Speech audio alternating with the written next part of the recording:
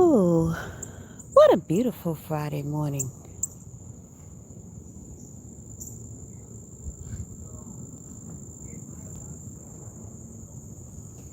Hmm.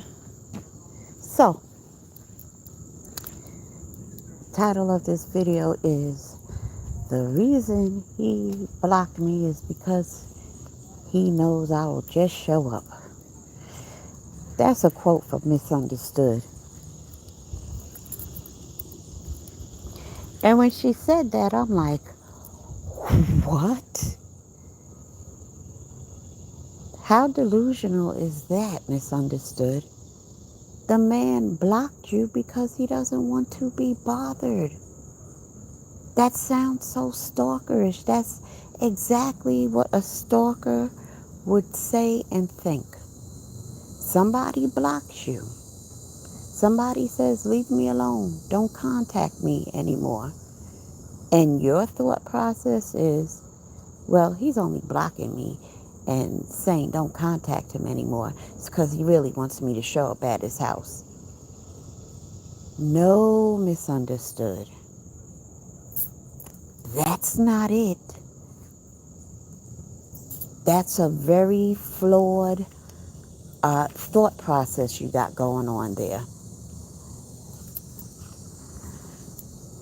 You know, this morning, had a conversation with a man. I guess he's in his 50s. Has some medical issues. And he's also been an addict. A hardcore addict. Not for play. He wasn't an addict for play.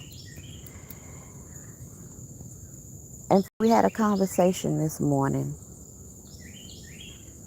Well, not quite a conversation. He just said, I didn't sleep well last night. Said, I just had bad dreams. And he just started crying, this grown 50-something-year-old man. And he said, I'm just afraid that I lost my family. And Madam Whip-Ass can't stand to see a grown man cry.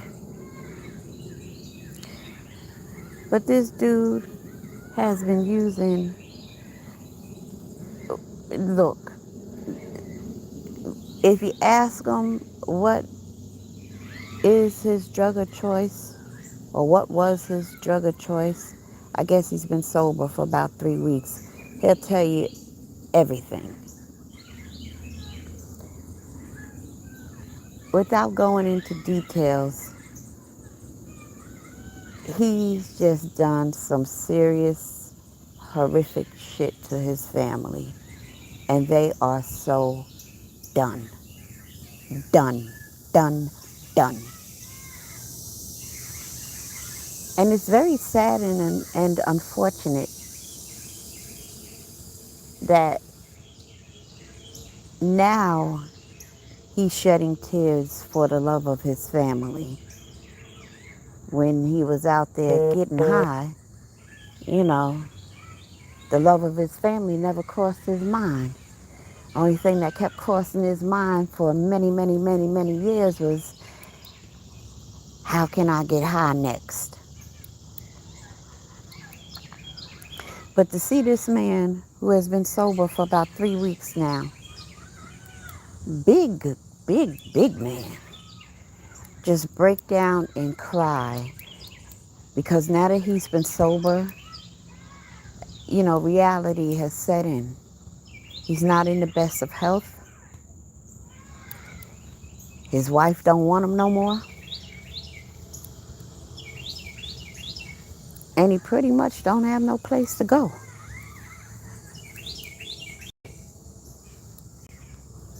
And it's sad. And I thought to myself, I feel so sorry for him. Now, I don't know his wife, but all of a sudden she came in my ear talking about, you feel sorry for him. You feel sorry for him. And I began imagining all the things he has put her through. Probably cheating, probably drugging up all the mortgage money, probably caused them massive debt, a whole wealth of things. And when you think how many decades, how many years he has caused so much anger, stress, and strife within his family members, his wife, his children, and now they're all fed up. They want nothing to do with him. And he's been so comfortable in his addiction, never thinking a day will come where he would have no place to go. Because if it wasn't for where he's at, he'd be out in the street homeless. And that's still a very real possibility, because he can't stay where he's at forever. And now he has health problems. So much so, how's he going to work a job to support himself?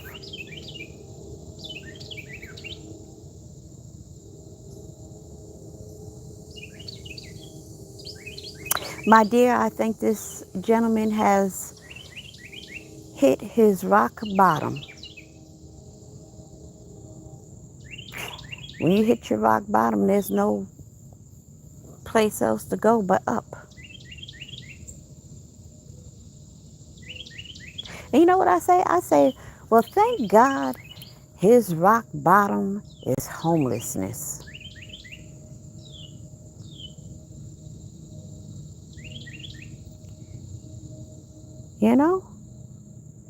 Because his rock bottom could be death.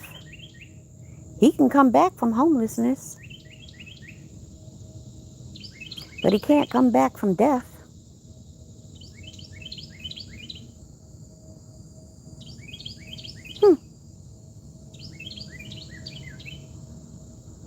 But you go through some very uncomfortable moments when you really make a decision to be sober, and you not being sober for play,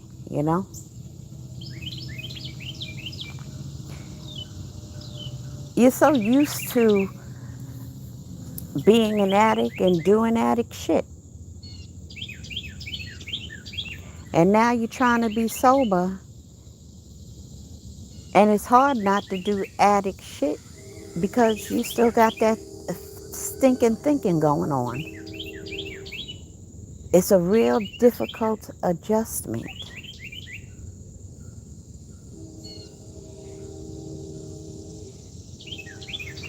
And then who knows?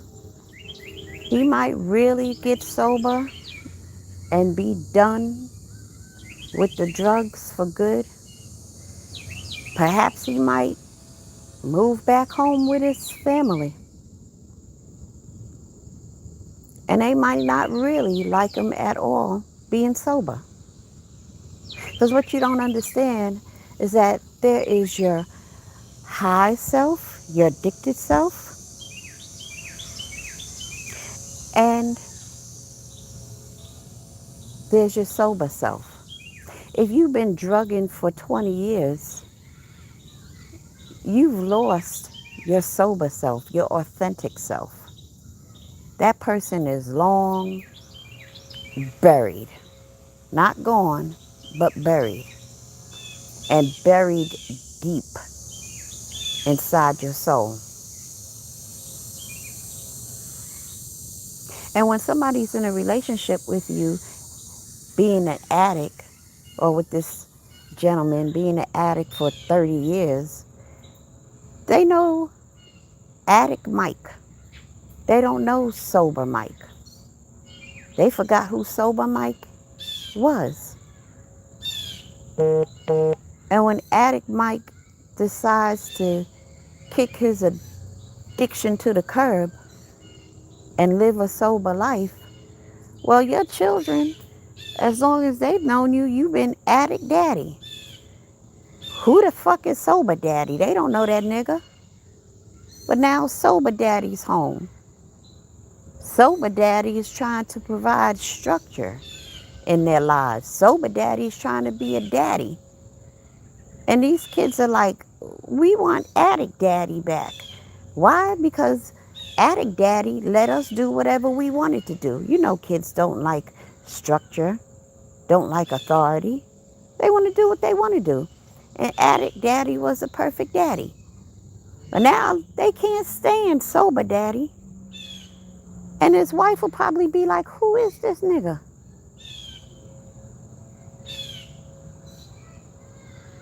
It was much easier, and she probably can't even believe she thinks and feels this, but it was much easier dealing with you as an addict. I don't know you as this person. And so the marriage, the relationship with your children completely disintegrates. Because either they can't adjust to sober daddy and sober husband, either they don't want to adjust, or either they just don't like you, sober daddy or sober husband. And you know what? Being someone who is fighting for their sobriety, it's okay. May not feel okay, but it is okay. You just have to readjust your life and get used to being sober Mike without your wife and kids. Sober Mike as a single man.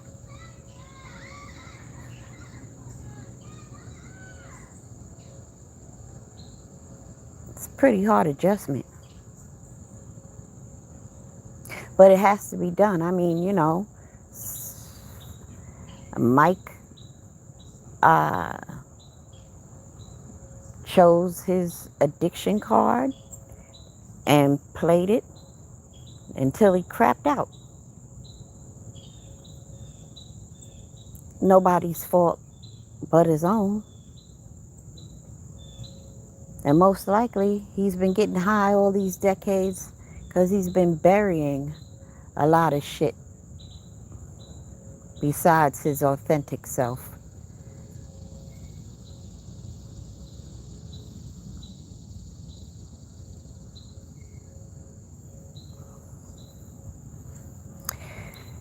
You know, years ago when I worked at this place, it had to be like 2009 or something.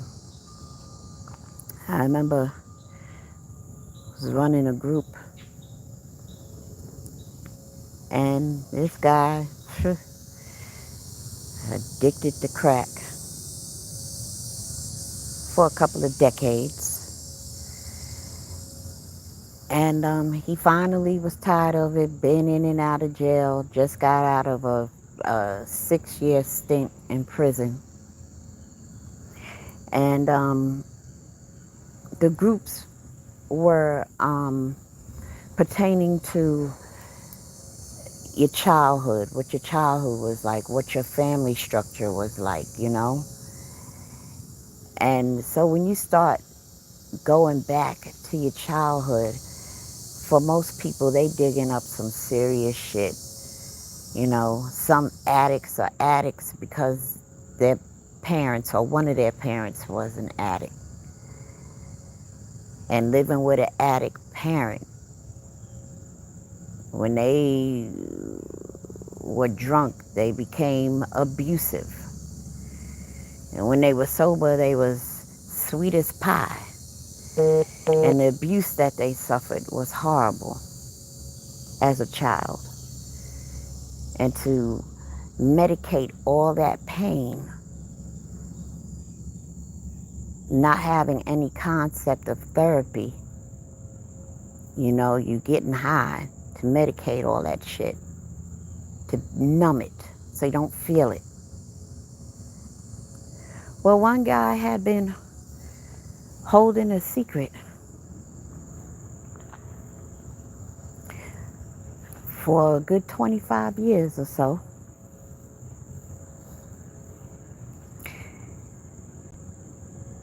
Never spoke about it until this day in group. You know what he revealed in group? He revealed that he killed a man.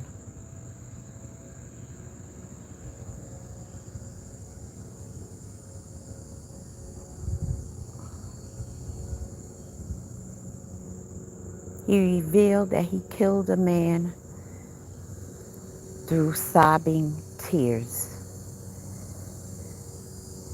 And he said that was the first time he had ever spoken. That was the first time he had ever heard himself say it. And that's what had been eating him up for a couple of decades. That's why he was getting high. That's why he was just abusing himself, because of the guilt, because it was weighing on his conscience.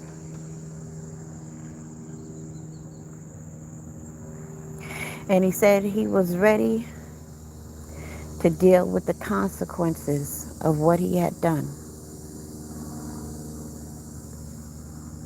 And because he shared that he murdered someone, I certainly could not have kept that quiet. He knew that. And he was okay with it. So the police were called.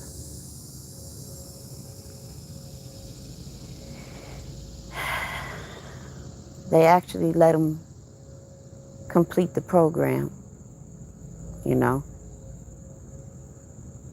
They had no clue he had murdered an individual, and he was in a treatment. So they let him complete his program for the next 6 weeks. And when he was done, he went off to jail and subsequently prison. And although he was locked up in prison, I'm not sure how much time he got. That man went to prison free. You hear me? That man went to prison free. He had been in prison in his soul, in his mind, for over 2 decades. Never uttering a word about what he had done, just kept it in. And you keep shit in like that, of course you gotta medicate it. And when he finally released it, he was free.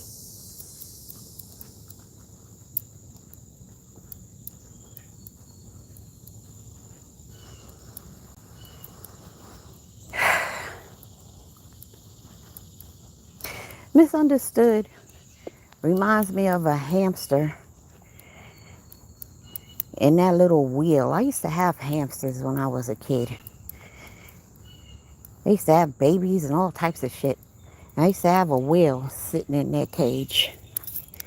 And they would jump on this wheel, and they'd be running in this wheel, running as fast as they could. Not going nowhere. Just running, doing the same shit. That's you, Miss You. That's you. When are you going to get sick and tired of being sick and tired?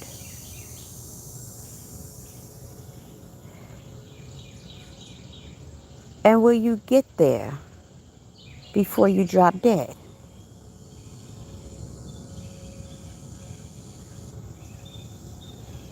That's my question.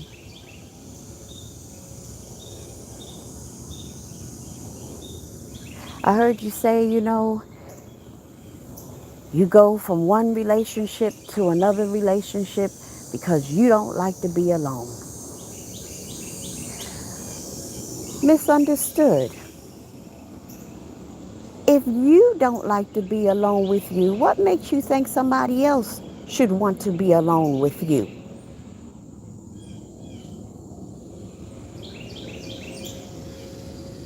You don't like to be alone because you don't even know who you are. Who is the real Nicole? Where is that girl? She's still there, but you need to find her. She's buried deep. And if you look for her, are you afraid of what you will find? Well, I'm here to tell you, don't be afraid of what you will find. Whatever you find, you need to deal with it so that you can kick this addiction. It's one thing to be able to talk about your childhood trauma, but have you genuinely dealt with it? You're aware of it, you acknowledge it, but you haven't dealt with it. And until you deal with it, not just acknowledge it, not just be aware of it, until you deal with it, then and only then will you be a friend to sobriety. Because right now you're not even a friend to yourself.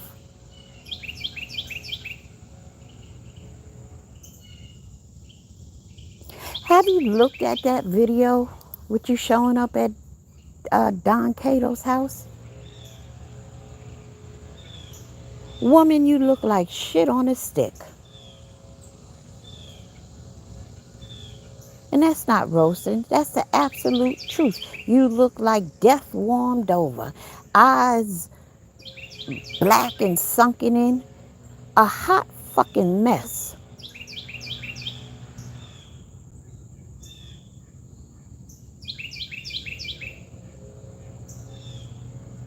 What do you mean he blocked me because he knew I would just show up? No, he blocked you because he doesn't want to be bothered with you. Hello? Nobody blocks somebody because they want them to show up at their house. That's weirdo shit, girl. That's weirdo thinking. That's weirdo behavior.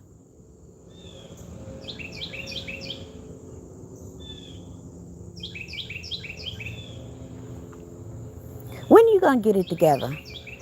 Because frankly, I'm tired of watching these shenanigans, to say the least. It's sad. It's pathetic.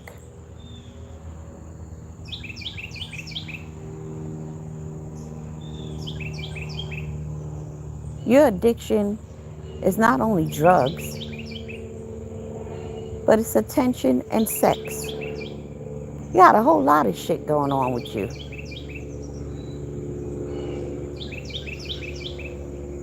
I mean, hey, we all got shit we gotta deal with. Every person on this fucking planet, including me. But y'all don't know about it because I don't broadcast it on YouTube. Nobody had to know that you were coming to see this guy in Atlanta. You didn't even have to get on camera when he went live. Hi. Nobody had to know these things. You knew what was going to happen.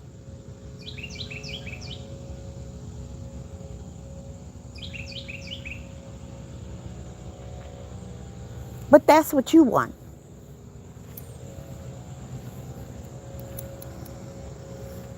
Addiction is another drug.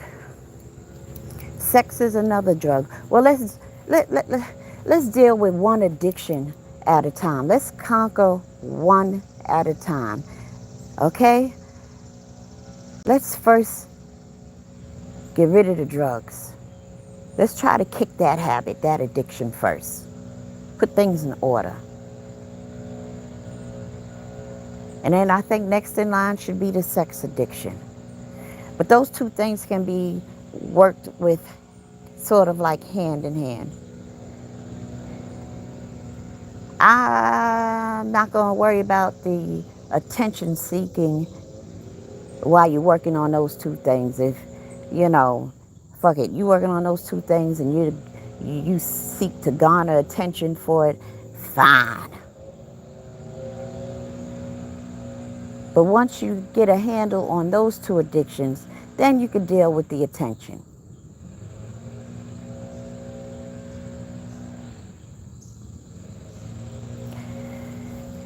You are so much better than how you present yourself.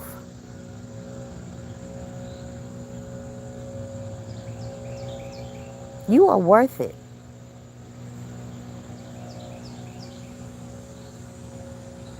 How do you expect to stay sober and you keep hopping from one relationship to the next? It's never going to work. You need to have a relationship with yourself first.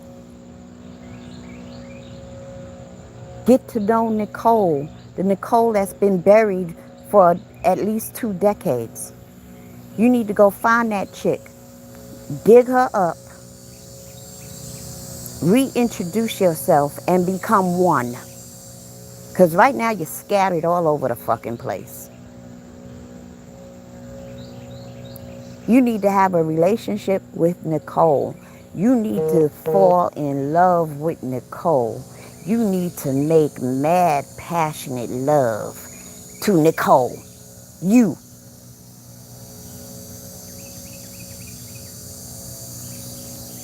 Take that weave out your hair and make mad, passionate love to your natural hair, girl.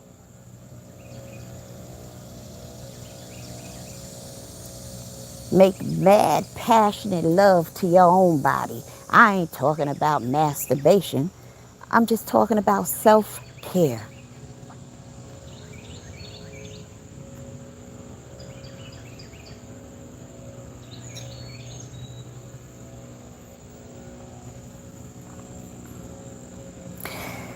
Anyway, as I've been doing this video, I have been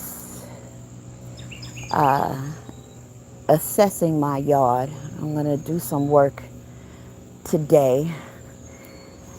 Just a couple of things. I got some nasty weeds called nutsedge. It is so hard to kill this shit. You see them? Them long stringy things. It's called nutsedge. I've been trying to kill them since the springtime and they just not dying but multiplying. But I got some stuff that's going to kill them today. And then somebody got the bright idea and said, oh, I'm going to kill your weeds for you. And they sprayed Roundup in my lawn. And that's why you have all these patches. But that's okay. I got some play sand and a special kind of soil. I'm going to mix it together a little something, something, and put it in all these patches. And I think that'll be it. And then Monday, I'll mow the lawn. Oh, and I've been battling moss. I thought I won the war, but I see it's trying to come back, but it's okay. I got something for that. Gotta get some moss killer, which I have. I'm gonna sprinkle that down. And those are the 3 things I'm gonna do in the yard this morning. But anyway, let me just go to the chat real quick. Hello, Big White. Nice to see you. You miss home a little bit. Where you at, Jackie? Hey, boo. Oh, you know what? I got busy and was doing some things. And I was there for a while trying to talk. But, I didn't want to be rude. And they were engaged in a lively conversation. And so I didn't want to break it up. But I understood.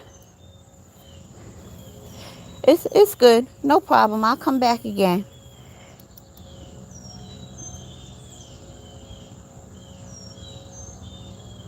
I feel bad for her. I watched Tracy's video in total shock. I think Misunderstood is still saying she wasn't high in that video. Misunderstood. Why are you pissing in the sky and telling us it's rain? That's what I want to know.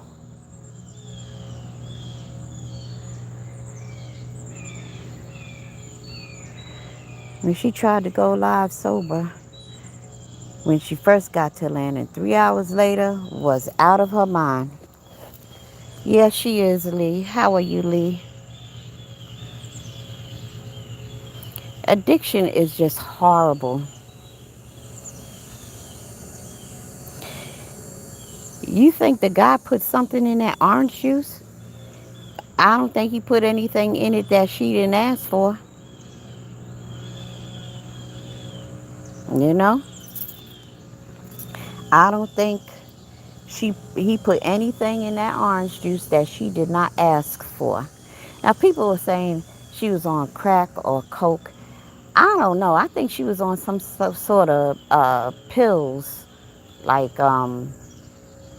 oxycodone, oxycontin, or Percocet or something. Because you know, when you sniff coke, your eyes be wide open. You are alert and you are totally aware. You know, and you know you can't sit still. You're busy. You know, that's what crack and coke does to you. You don't sniff crack. Sniff crack. You don't sniff coke or smoke crack and nod out. It's the complete opposite. I think perhaps she had some pills. Or where'd she get the pills from? I hear her doctor baby daddy has been supplying her. You know, well, look, I guess, listen, people put their drugs in baggies and stuff them up their asshole and get on a plane. How you think they get drugs in prison and jail? They tongue kiss the bitch. She stuffs a balloon full of drugs in his mouth. He gets to the bathroom and shoves it up his asshole, or he swallows it rather. And then when he poops, all his homies be standing around his cell waiting for him to poop out the balloon full of drugs, and he does. And he opens the shitty baggie, and I don't ever want to get high that damn bad. That is ridiculous. You want to get high so bad that you're willing to swallow it and wait until you take a shit and then go dig in your shit to get a balloon full of drugs, and you gonna smoke something. His homies just wait outside his cell because they can't wait to smoke something that plopped out of his ass. You have absolutely got to be sick at that point.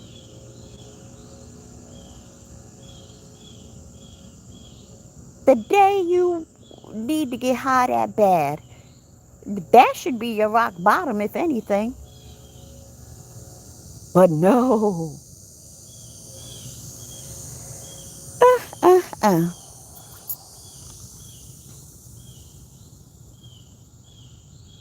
Yeah, I think she had pills, whether it was Percocet. You know, I think it's that Percocet. That's sort of like heroin in a pill. You know? And, you know, it doesn't smell or anything. It's easy to travel with on a plane. You know, she can have them mixed up in her regular medication that she takes. Did she say Prozac? I think. Or Zoloft? I think she takes Zoloft. So it's easy to travel with that. But um, I'm not saying she wasn't sniffing coke or smoking crack. She could have been, but that wasn't all she was doing. Because if all she was doing was coke and or crack, she wouldn't be nodding. I think she was doing pills.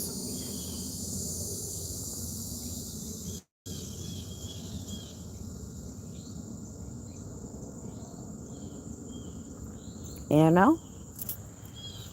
Them pills ain't no joke. That prescription addiction, look, y'all, let me tell you something. I heard a story in a meeting. Again, this had to be about maybe 2010, somewhere around there. This is why I'm scared to death. I mean, I've been to the hospital, of course, but I've never had to stay. And I hope I never do. And here's why. I heard a story. This lady was a nurse in the operating room. So she was responsible for giving patients their medication prior to surgery, after surgery. Right? Right. So patients would come out of surgery. Doctor would have prescribed, let's say, 8 cc's of morphine. Right? Okay. The nurse would take the morphine for herself and replace the IV bag with saline solution. The patient will wake up in pain. By then, this nurse is done, her shift is over. New nurse comes in. Oh, oh, oh, oh, oh, pain, oh, pain, oh, pain, oh, pain. And the nurse looks at the chart and says, well, you were just given 8 cc's of morphine 2 hours ago. You can't have any more for another 6 hours. She checks the bag. She sees, it's filled with the right amount of morphine that should be left, that is dripping, not knowing that it's saline solution. This nurse stood up and cried and talked about how she had done that to so many patients because she was addicted to morphine. There's a lot of fucking doctors and nurses addicted to prescription medicine. I know because I dealt with them back in the day.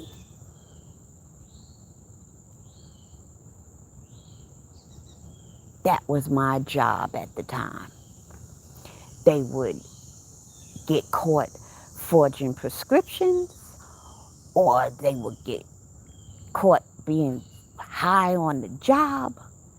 They wouldn't get fired, but their license would be suspended. In order for them to get their license back, they would have to come to my program for like 90 days and complete it, and then go before the nursing board and see if they can get their license back. They gave nurses a lot of chances. Though they still do, because there's a shortage of nurses. And being a nurse ain't an easy job, so I guess they figure, yeah, we understand how somebody can get addicted. You need help. You need to learn about yourself. You need to learn about your addiction, da-da-da-da-da. Most nurses got a second chance at their license. Most. Not all, but most.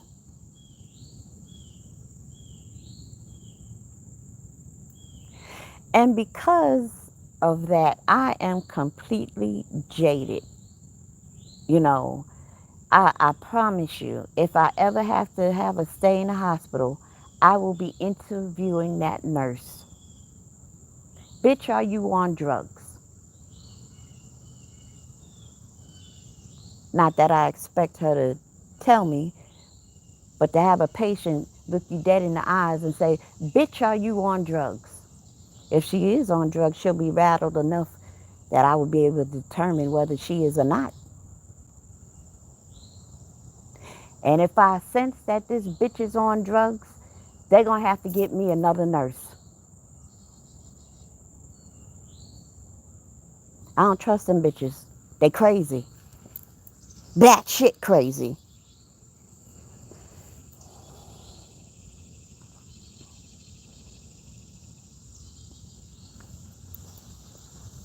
Shoot, I had a former best friend who was a nurse. Honey, I tried to get her to come to my program because she done got caught up in some shit. Addicted to Percocets.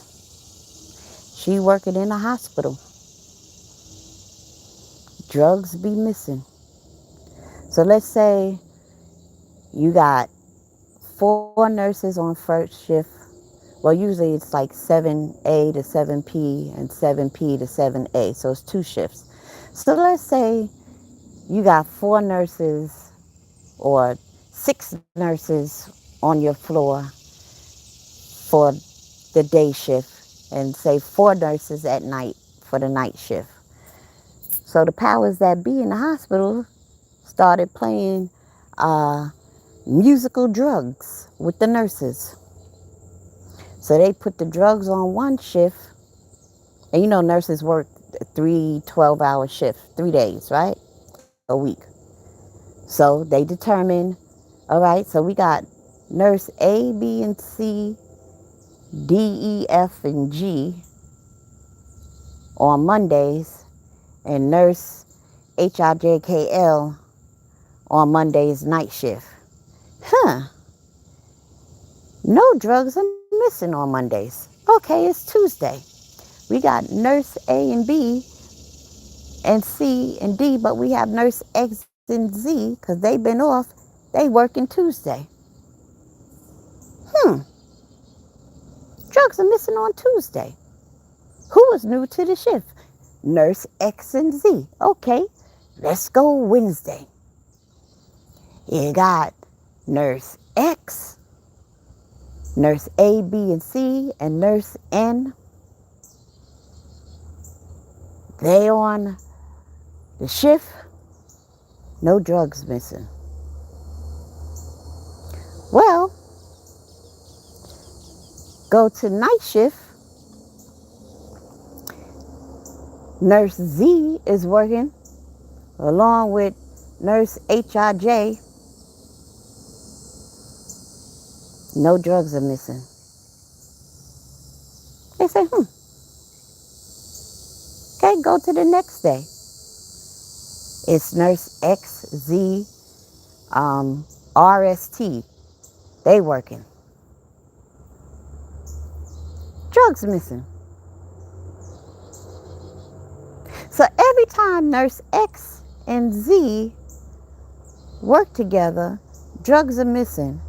But when one worked the day shift, when X worked the day shift and Z worked the night shift, no drugs was missing.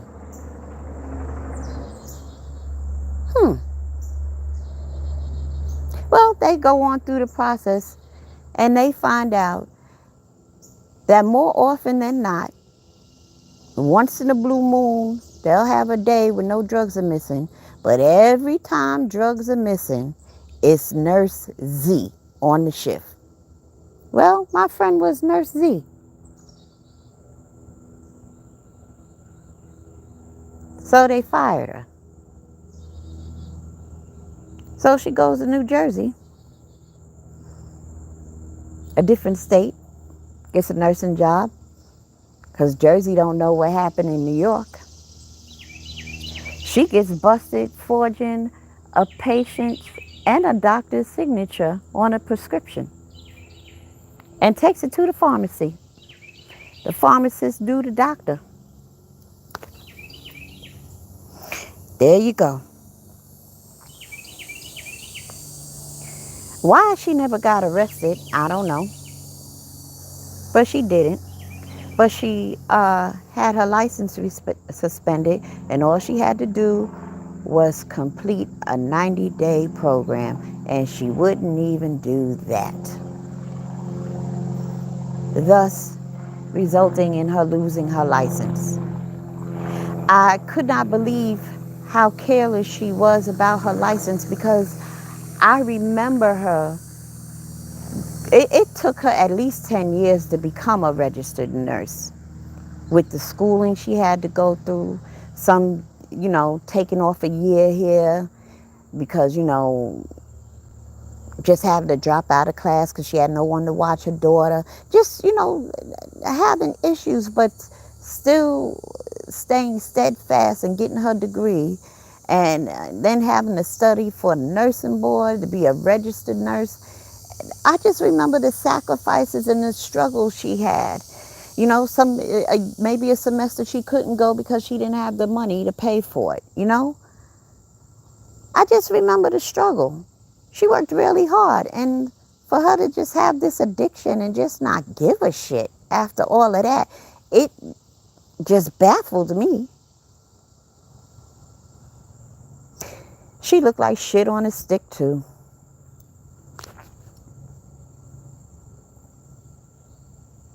You know?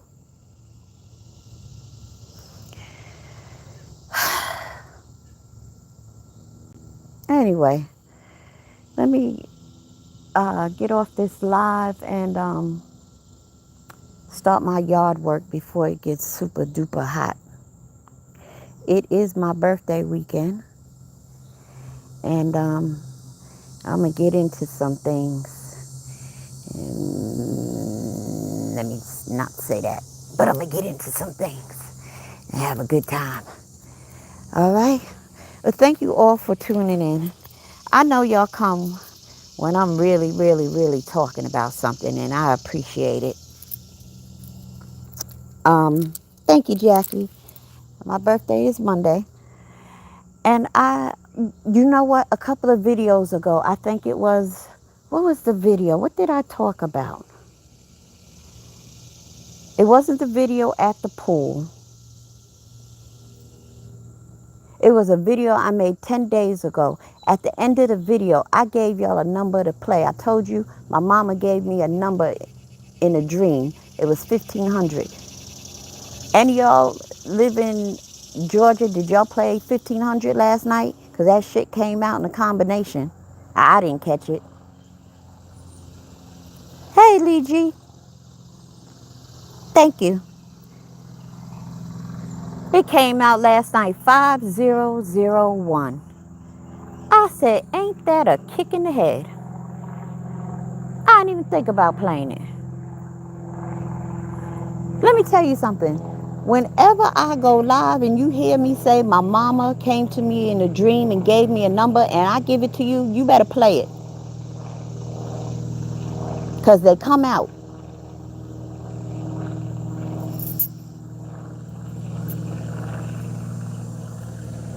Yep.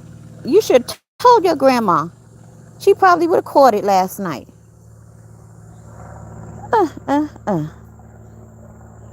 So I tell you, whenever you hear me give you a number in a video, play it.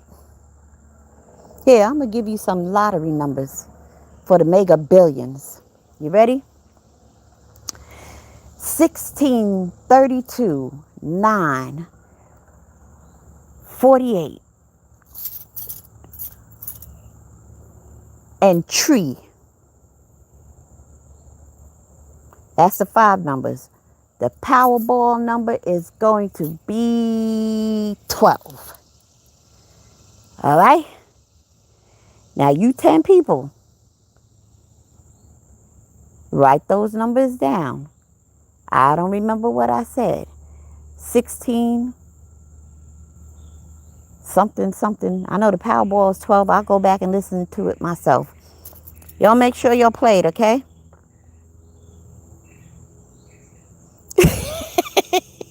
Oh, that's it. Thank you, Jackie. She said, girl, she going to be calling me every day asking for your numbers. Come on, y'all. Let's play these Powerball numbers and make some money. And you know what? I almost said let's all have a meet and greet, but I'm scared to meet internet folk.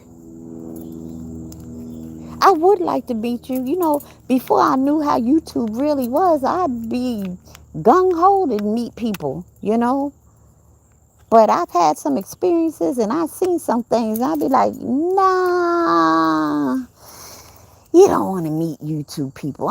By nature, I'm a friendly person. By nature, I just love people. By nature, I love meeting new people. By nature, I love learning about people.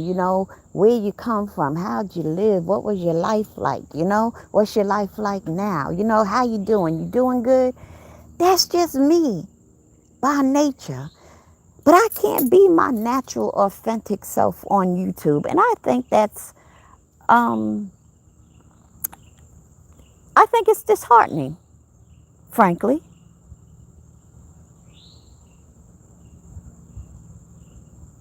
I'm just too much of a kind, sweet person to truly interact with people out here in these YouTube streets because they full of demons now. Just full of the devil. Anyway, it ain't at 800 million, it's over a billion, Lee. It's over a billion. It's mega billion. Team Leo, boo. That's right.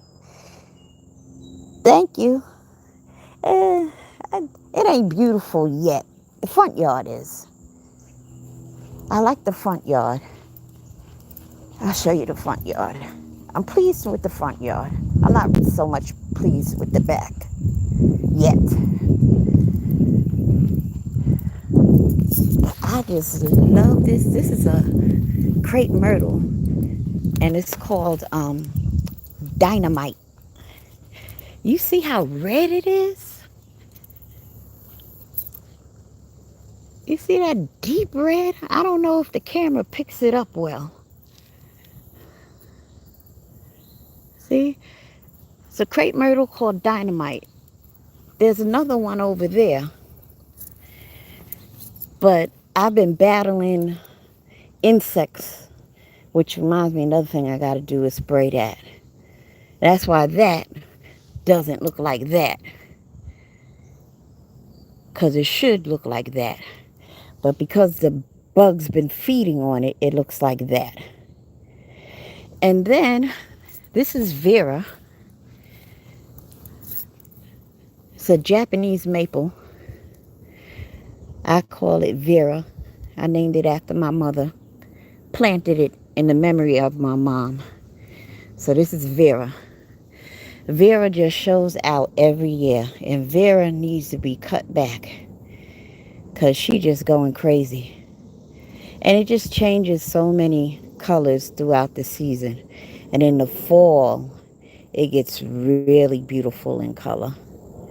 So right now it's kind of more green than anything, but it's about to turn like reddish orange in the fall.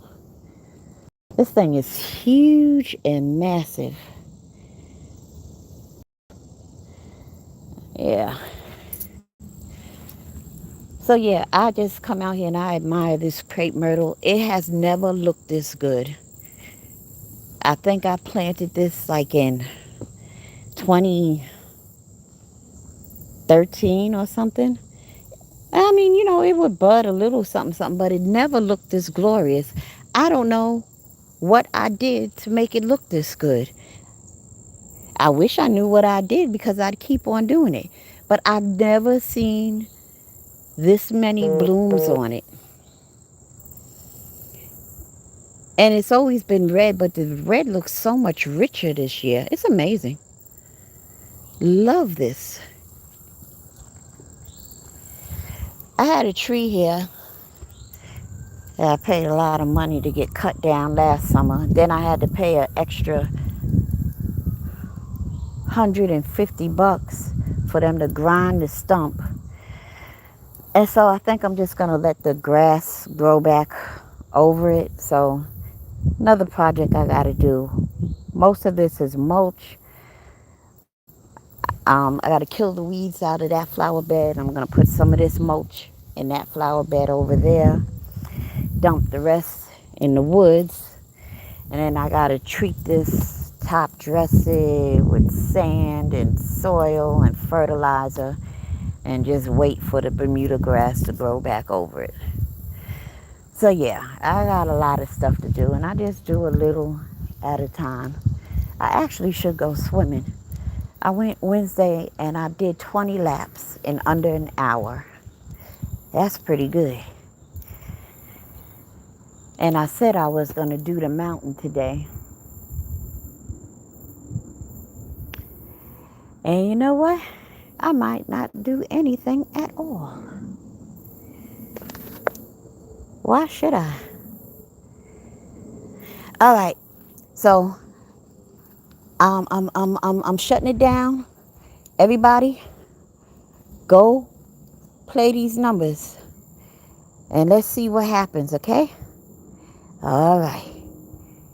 Peace. Let me see them numbers. What did I tell her? 16, 9, 48. I know the Powerball is 12. She said my grandma be calling me every day asking me for your numbers. Wait, I'm scrolling up. I'm scrolling up, scrolling up, scrolling up. I know you typed the numbers, Jackie. I saw you do it. What happened? Jackie, did you delete the numbers? Why? Because you don't want too many people to win? Oh, you funny. You are funny. You are funny. So now I got to go back and listen myself. She funny. See, that's my numbers. All right, I'm going to go. Thanks for the laugh. Catch you later.